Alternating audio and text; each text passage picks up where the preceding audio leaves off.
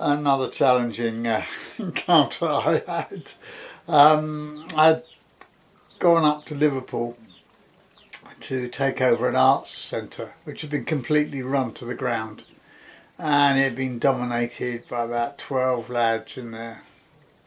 And when I went for the interview, I knew what it would be like, because as I went in, there were great big iron shuttered all over the windows and metal on the door, and there were these lads sitting outside.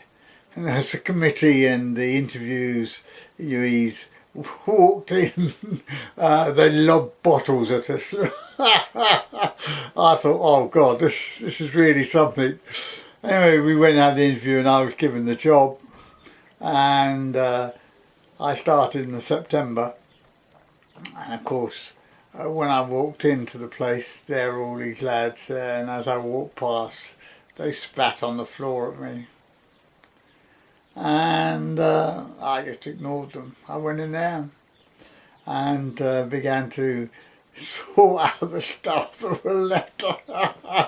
And what a motley crew they were. Some had been taking things, and even had a prostitute operating from there. It was just a bit of a mess. But I finally got round to the lads and started talking to them. And I said, "You're bored. You're absolutely bored." And I said, "What you need?" I said, "You need is a job." And I said, "All of you need a job." And I said, "You're going to now tell me what sort of jobs you want." "Yeah, we can't get a job. You know, there are no jobs. It's in Liverpool. You know what it's like." So I said, "Just tell me what you want." And I took down all the jobs I wanted. I then went to my organisation and my committee and said, "Look, these are the jobs I'm looking for. Can you put the word out? These people want work." Now, one of the guys there was really the leader, and he was in about 24 years of age, and he was quite something else. And when he'd been confronted by the last director of the Arts Centre, he beat him up, put him in hospital. And I'd known this. And I thought, you need something physical. What you need is tarmacking. Get on the road or something like that. You need something that was very physical. And I said, "You're just really bored." And I said, "Once you're bored, this place will have no interest for you." And I said about getting jobs, and very quickly, you know, the organisation and people got round, and we gradually began to place the youngsters in work, and everyone could see that was happening. Now, I haven't been there about more than I suppose, but 2 weeks. And I went outside and they were playing football in the road, these youngsters. And I said, "Look," I said to them, "go round the back. Don't play here. There's a road there. You're playing football. A motorbike comes past. You kick the ball. He goes over. That's his life. You know, or a cyclist, or anyone." So I said, "Play round the back." So I went in, went out again. They were still playing football. Started giving me a lot of grief and a lot of chat, typical Liverpudlian talk, and which I'm quite used to, no problem. But all I wanted to do was to go round the back and play football, and they wouldn't. So I said to the most mouthiest one, I said, "In you come." And he came in. So I said, "What's your name?" So he told me. I said, "Look, I told you over and over again, you know, you're not to play football out there. It's dangerous. It's on the road. Either you or one of the youngsters are going to run in the road anyway, get hit by a car, or you're going to knock down a motorcyclist or a cyclist." I said, "It's dangerous. You've got all the back to play in." Well, first of all, he started giving me a lot of grief and mouth. I said, "Look, I don't want to hear all that. It doesn't really address me." And eventually I got out his name and address, and I said, "Right, I'm coming down to see your mum, your parents. And he started crying. I asked him how old he was, and he said, oh, he was 14. So anyway, there were tears and that. So I said, right, you can go. And he went out, and suddenly people started arriving.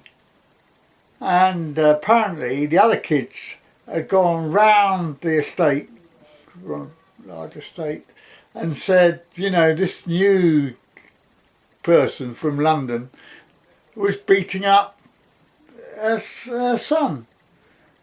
And the whole estate came out.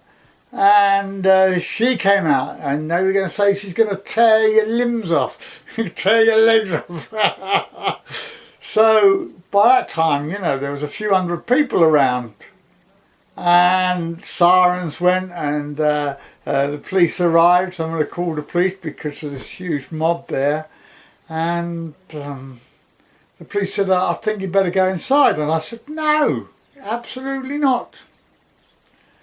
So I went out, and there was this dais where, you know, they've once been sculptures in the early sort of days, platform. So I climbed up, and there were all these people, hundreds of them, looking at me. And I said to them, quiet, quiet, because oh, hell of Baloo. And they all became quiet. And I explained, I said, this is who I am. And I said, I run an art centre. And I said, I know that you wanted a community centre here. And if you want a community centre, then you've got to go and change things. Okay? You've really got to go and change. Talk to your politicians, talk to your community leaders, and said that. But at the moment, that's what I'm employed as.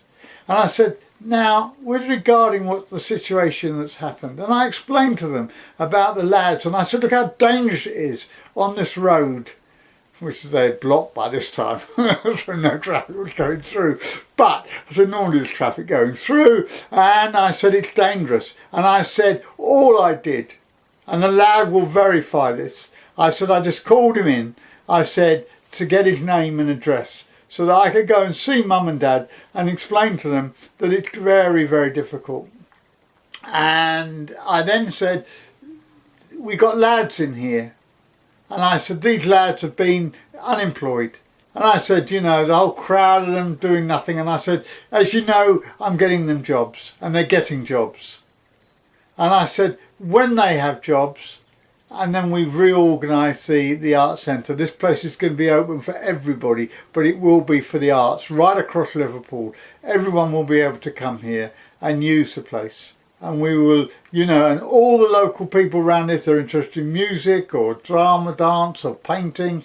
Then I said they'd be most welcome here. And I said, you must give me a chance.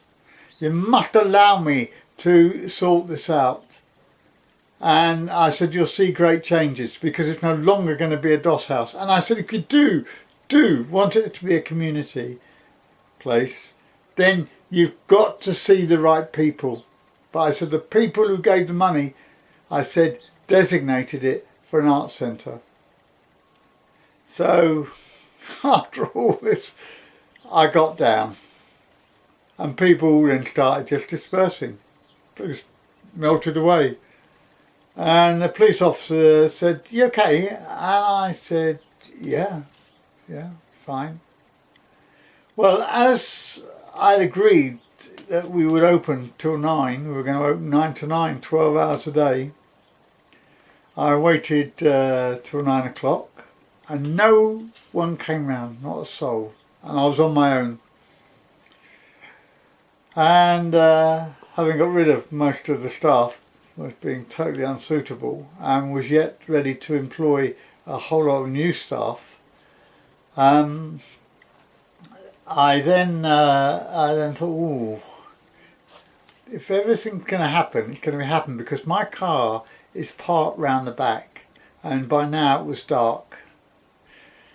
So, with a very, very heavy heart and quite scared, I locked up the building, set the alarms, and walked round to my car and thought, well, this is going to be a make or break. If anyone's going to have me, they're going to have me round here.